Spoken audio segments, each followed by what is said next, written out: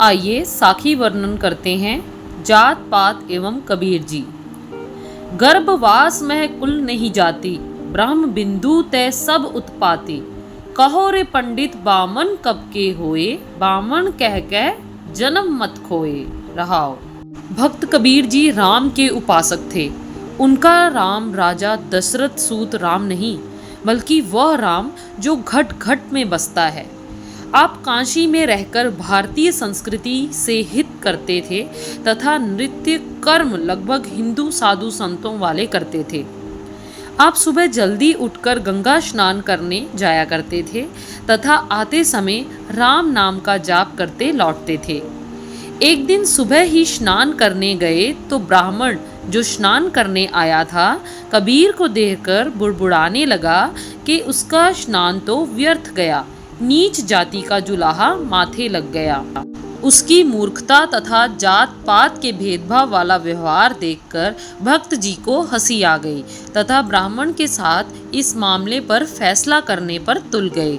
आप घाट पर खड़े रहें। जब ब्राह्मण स्नान करके आया तो आप बोले, पंडित मुकंदा जी, राम नाम। घत तेरी चंडाल की, तू अभी भी कहीं गया मरा नहीं।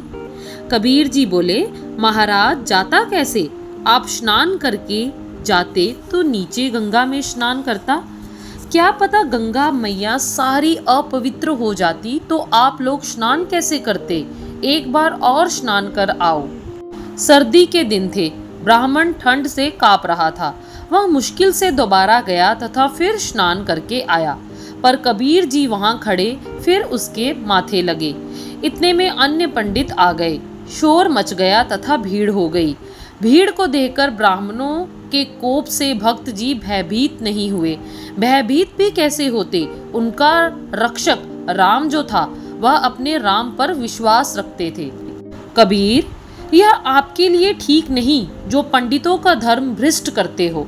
अच्छा है कि आप बाहर किसी कुएं पर स्नान कर लिया करो या नीचे जाकर शूद्र घाट पर स्नान कर लिया करें। लड़ना झगड़ना ठीक नहीं। एक सूझवान पंडित ने झगड़ा खत्म करने के लिए कहा। उसकी बात सुनकर भक्त कबीर जी हंस पड़े तथा उन्होंने कहा, गर्भवास मह कुल नहीं जाती, ब्रह्म बिंदु तय सब उत्पाती। कहो रे पंडित बामन कब के होए, बामन कह जन्म मत खोए। रहाओ। हे ब्राह्मण देवता जी, माँ के पेट में जब तुम थे तो उस समय ना कोई कुल था ना जात। ब्रह्मा ने बनाए हुए सारे जीव जन्म लेते हैं। भला यह तो बताओ कि ब्राह्मण कब से हुए हैं? कब पहल हुई? क्या शुरू से ब्राह्मण बनाकर भेजा है? ऐसा नहीं है। ऐसे ही ब्राह्मण ब्राह्मण कहकर क्यों जन्म गवाते हो? जन्म से ना कोई शूद्र है ना कोई ब्राह्मण। यह सब संसार के भ्रम है तथा विभाजन लोगों को लूटने के लिए उत्पन्न किया हुआ है। कबीर जी का यह वचन सुनकर ब्राह्मण चुप हो गए, पर मुकंदा भी बड़ा झगड़ालू था। उसको भी उल्टी सीधी बहसें करते हुए 50 साल बीत गए थे। वह कहने लगा, कबीर देखो क्यों उल्टी बातें करते हो? लोगों को कुमार्ग लगाने का क्या लाभ? मैं ब्राह्मण हूँ। मेरा पिता दादा तथा परदादा भी ब्राह्मण थे। मेरी माँ ब्राह्मणी थी। माता पिता ब्राह्मण होने के कारण मैं ब्राह्मण हूँ। कबीर हंस पड़ा। हंसकर उसका कंधा पकड़कर बोला, जो तू ब्राह्मण ब्राह्मणी जाया, तो आन बाट काहे नहीं आया?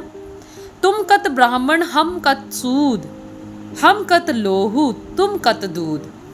जिसका भावार्थ है, यदि तुम ब्राह्मण के पेट में से ब्राह्मण पैदा हुए हो तो तुमने जन्म किसी अन्य मार्ग से क्यों नहीं लिया?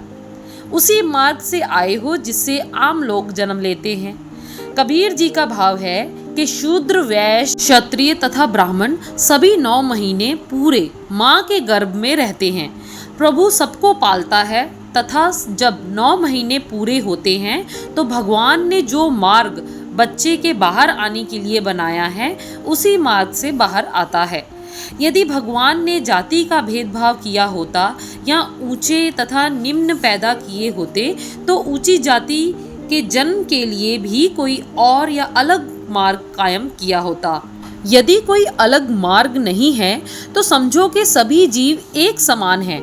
कोई अच्छा अछूत नहीं तथा कोई स्वर्ण नहीं। पुरुष कर्मों से ही ऊंचे या निम्न होते हैं। कबीर जी स्वयं ही प्रश्न करके उसको संबोधन करके कहते हैं, सुनो मुकंदे, तुम किस तरह ब्राह्मण हो तथा मैं किस तरह शूद्र हूँ। तुम्हारी नाड़ियों में भी वही खून है जो मेरी नाड़ियों में है।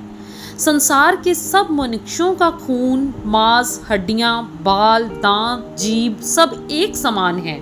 कहो कबीर, जो ब्रह्म विचारे सो ब्राह्मण कहियत है हमारे। जो परमात्मा का विचार करता है तथा प्रभु के ज्ञान का ज्ञानी है, हम तो उसे ब्राह्मण कहते हैं। भाव यह कि जन्म के कारण किसी को ब्राह्मण नहीं कहते। जो विद्या पढ़कर ब्रह्म हो जाए और उसका सिमरन करे, उसकी बनाई सृष्टि के जीवों से प्यार करे, वास्तव में वही ब्राह्मण है। छुआछात को मानने वाला पंडित यह ब्राह्मण नहीं, बनावटी लोग हैं, ठग हैं, जो भगवान से छल करने से भी नहीं हटते। कबीर के इन विचारों का उत्तर मुकंदे पंडित के पास नहीं था। वह तो जन्म के कारण ब्राह्मण था। केवल मुकंदे पंडित के पास ही नहीं, बल्कि संसार का स्त्री पुरुष इस अमिट सत्य के विपरीत कोई दलील नहीं दे सकता। सभी जातियों, गात्रों, कुलों तथा मतों को कायम करने वाला मर्द है। अपने स्वार्थ के लिए यह काम किया। सच्चाई को सुनकर बनारस के बामन माथ पीटने लगे, क्योंकि जो अंधेरे की चादर तानकर वह भोले भाले लोगों को लूट रहे थे, उस अंधेरे को कबीर जी खत्म कर रहे थे। वह सारे भ्रम दूर करके करोड़ों मनुष्यों को पुनर्जन्म करना चाहते थे। उन्होंने पंडितों को गुस्से से सत्य सुनाया। वह जले भुने हुए अपने रास्ते चल पड़े तथा गालियां देते रहे। पंडित वापस गंगा में स्नान करने के लिए चल पड़ा। भूले ब्राह्मण को सही मार्ग पर लाने के लिए राम ने कबीर की सहायता की। जब मुकंदा गंगा में स्नान करने लगा तो भगवान ने माया के छल से कबीर को मुकंदे के साथ स्नान करते हुए दर्शाया। यह देखकर मुकंदा घबरा गया तथा हाथ पैर मारने लगा। जब मुकंदे ने दूसरी तरफ देखा तो उधर भी कबीर खड़ा हंस रहा था। जिधर वह देखे उधर ही कबीर नजर आए। मुकंदा हैरान होकर घबरा गया और हड़बड़ा कर थर-थर कांपता हुआ जब पानी से बाहर निकलने लगा तो उसका पैर फिसल गया, जिससे वह मुंह के बल गंगा में गिर पड़ा। उस समय कबीर रूपी ब्राह्मण ने उसको पकड़ लिया तथा खड़ा करके कहा, मुकंदे, दिल के वहम छोड़ दे। हर मनुष्य मनुष्य ही है। जाति के कारण कोई शूद्र या ब्राह्मण नहीं है। कबीर जी के चरणों में नतमस्तक हो जाओ। सत्य मुकंदे के मन पर ना बैठा। वह गुस्से से भरा हुआ घर की तरफ भाग उठा। घर गया तो उसको पूजा पाठ और खाना पीना भूल गया। वह कबीर जी को गालियां देने लगा। खैर, पंडिताइनी ने उसको कुछ धैर्य दिया, आदर से बिठाया और भोजन खाने की प्रेरणा की। वह बैठ गया। जब उठा, थाली उठाकर फेंक दी तथा रसोई से बाहर चला गया। वह कबीर जी को गालियां देने लगा। उसकी हालत देखकर ब्राह्मणी स्तंभ ही ना हुई बल्कि डर गई। उसने समझा कि उसके पति को सरसाम हो गया है तथा पागल हो गया है। उसको विपदा पड़ गई। वह घबरा कर पूछने लगी, क्या बात हुई? कबीर जी को क्यों गालियां देते हो? वह तो प्रभु भक्त है। मेरे साथ बैठा भोजन कर रहा था। नीच जाति मेरे साथ लगता है। मुकंदे ने यह कहा तो पंडिताइनी बहुत हैरान हो गई। वह कहने लगी, हे भगवान, यह क्या माया हुई? यह पागल हो गया।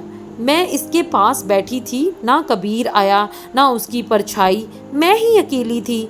यह क्या कहते हो? आपको भ्रम हो गया है। यह सुनकर मुकंदा कपड़ों से बाहर हो गया तथा बड़े क्रोध से कहने लगा, तुम्हें दिखाई नहीं देता? तुम अंधी हो?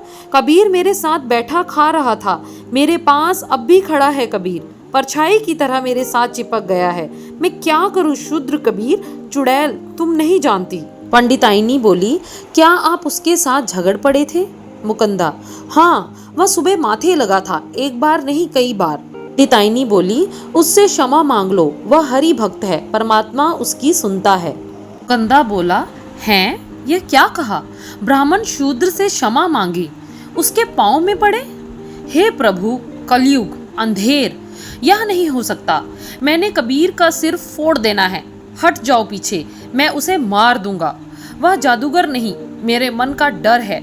मेरी आंखें देख रही हैं, मैं मार दूंगा। यह शूद्र है, ब्राह्मण नहीं बन सकता। यह कहकर मुकंदा बाहर को चला गया तथा हाथ में पत्थर ले गया। अद्भुत ही बात हुई। आगे आगे पंडित मुकंदा तथा पीछे उसकी पत्नी दोनों भागे जा रहे थे। उसकी पत्नी ने शोर मचाया, पकड़ो, मेरा पति पागल हो गया, पकड़ो, ओ लोगो पकड़ो, किसी का खून कर देगा, तो मैं क्या करूंगी, इसको पकड़ लो। उसकी पत्नी के शोर को सुनकर पंडित मुकंदे के पीछे लोग दौड़ पड़े। लोगों को पीछे आता देखकर मुकंदा और तेज दौड़ने लगा। भागते हुए उसकी धोती खुल गई, उसको इकट्ठा करते हुए भी दौड़ता गया। शोर मच गया, पंडित मुकंदा पागल हो गया का शोर हर उस मनुष्य की जुबान पर था जिसने मुकंदे को देखा। लोग इकट्ठे हो गए तथा शोर बढ़ गया। कबीर जी स्नान करके अभी घर नहीं पहुंचे थे। वह रास्ते में ही जा रहे थे कि मुकंदे से उनका मेल हो गया। मुकंदे ने हाथ में पक्की ईंट पकड़ी हुई थी। कबीर जी को देखते ही उसने जोर से वह ईंट कबीर जी को मारी। ईंट माथे में लगी, ईंट टूटकर जमीन पर गिर गई, पर कबीर जी को चोट ना लगी, ना कोई दाग पड़ा। ईंट इस तरह लगी जैसे फूल लगता है, खून ना निकला। लोग देखकर हैरान हुए। उन्होंने पहले तो समझा कि कबीर जी शायद गिर पड़ेंगे। कबीर जी को क्रोध नहीं आया। वह अपने स्वभाव अनुसार मुस्कुरा पड़े तथा बोले, क्यों पंडित जी, इतने क्रोधित क्यों हो? यह कहने की देर थी कि मुकंदे का गुस्सा उतर गया। उसको ज्ञान हो गया। उसके कपाट खुल गए। उसकी जन्म जमांतर की सोई आत्मा की कालख धुल गई। कुंदन होकर उसने कबीर जी के चरण पकड़ लिए। लोग भी निकट पहुंच गए तथा चुपचाप देखने लगे कि क्या चमत्कार होता है। कबीर जी ने मुकंदे को अपने चरणों से उठाया तथा कहा, मुकंदे उठो, राम कहो। राम ने तुम पर कृपा की है, राम की महिमा किया करो। उसको संबोधित करते हुए कबीर जी ने फरमाया, हम कर सूत तनो नित ताना, कंठ जनेऊ तुम्हारे। तुम तो वेद पढ़ो गायत्री, गोविंद हृदय हमारे। मेरी जेहबा बिसन नैन, नारायण हृदय बसे गोविंदा। जम द्वार जब पूछस बवरे, तब क्या कहस मुकंदा। रहाओ, हम गौरु तुम ग्वार गुसाई, जन्म जन्म रखवारे। कबहू ना पार उतार चराइयह, कैसे खसम हमारे। तू भामन में कासिक जुल्हा, बूझे मोर ज्ञाना। तुम्हें तो जाचे भूपत राजे, हर स्यों मोर ध्याना। परमार्थ, पंडितों, हमारे घर तो सूत की तानियां तनी जाती हैं। आप थोड़ा सा मामूली सूत गले में डालकर कहते हो जनेऊ पहना हुआ है। आप तो केवल एक तंद ही पहने फिरते हो तथा हम तानियां उठाई फिरते हैं। मेरी जुबान तो प्रभु का नाम जपती है तथा आंखों में नारायण बसता है। हे मुकंदे, जब परमात्मा तुमसे पूछेगा तो बताओ क्या उत्तर दोगे। हम तो गवार थे तथा आप हमारे रक्षक मालिक बने रहे, पर हजारों सालों से आपने हमारा पार उतारा ना किया। तुम तो ब्राह्मण हो तथा मैं काशी का जुलाहा हूँ। मेरे ज्ञान को समझो। तुम सदा राजाओं की ताक रखते हो, उनकी तरफ देखते हो, पर हमारा ध्यान प्रभु परमात्मा की तरफ है। हम रात दिन उसी से मांगते हैं। इस तरह मुकंदे पंडित को ज्ञान हुआ तथा वह कुशल पूर्वक पंडिताइनी के साथ गया। आगे से कबीर जी का भक्त बन गया। ऐसी राम की शक्ति है। अगली साखी बादशाह का कबीर जी को सजा देना जल्द ही आप सबको श्रवण करवाएंगे।